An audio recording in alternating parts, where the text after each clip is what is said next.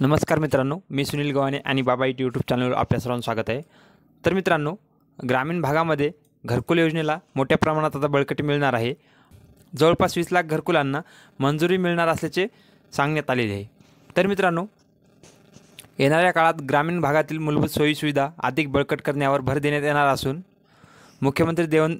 मुख्यमंत्री देवेंद्र फडणवीस यांच्या सूचनेनुसार गरिबांना घरकुल मिळवण्यासाठी या योजनेला अधिक बळकटी देण्यात येणार आहे।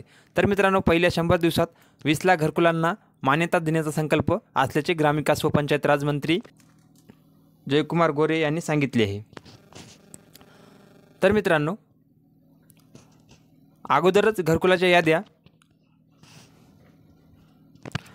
तयार असून ह्या तयार असलेल्या यादीतील सर्व आता ग्रामीण भागातील व्यक्तींना घरकुल मिळणार आहेत।